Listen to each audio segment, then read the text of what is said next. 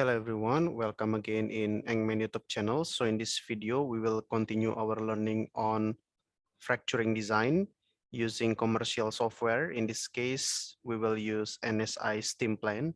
It is a very good tool. It's a powerful tool, and hopefully we can learn something about fracturing design in this series of videos. Okay, so previously we talked about the well data as well as the reservoir data.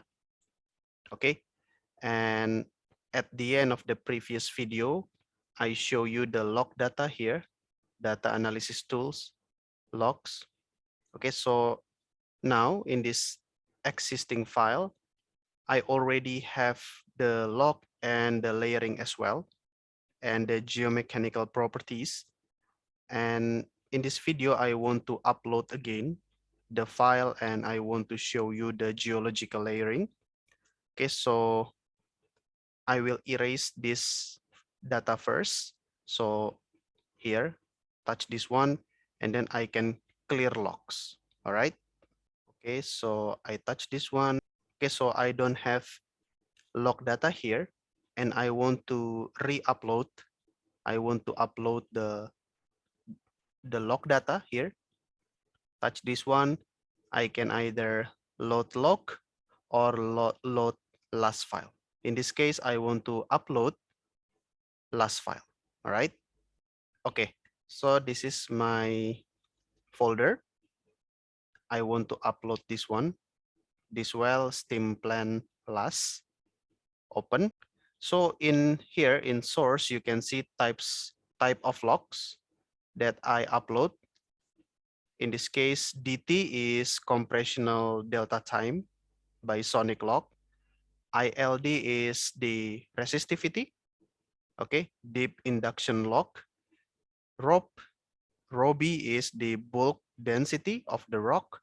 DTS is shear, delta time by shear wave. It's also product of sonic log. PR is Poisson ratio. This one is the dynamic Young's modulus. So E is the Young's modulus. We have dynamic Young's modulus derived from log data and static Young's modulus processed using core data.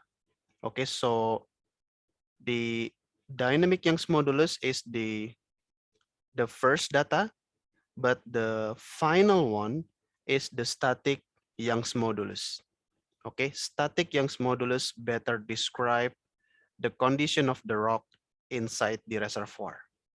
Okay, so we calibrate the log data using core data so that we can convert the dynamic Young's modulus to static Young's modulus. All right. And OB is the overburden stress. We calculate it using simple equation, and hopefully in other video, I will show you how to calculate these geomechanical parameters. PP is the pore pressure, of course, pore pressure or reservoir pressure. And this one, sig H, is the horizontal stress. Okay. All right. And that's for the left table. And for the right table, these are the properties, parameters that you want to show on this picture. You can upload everything. You can visualize all logs. For example, like this one. 1,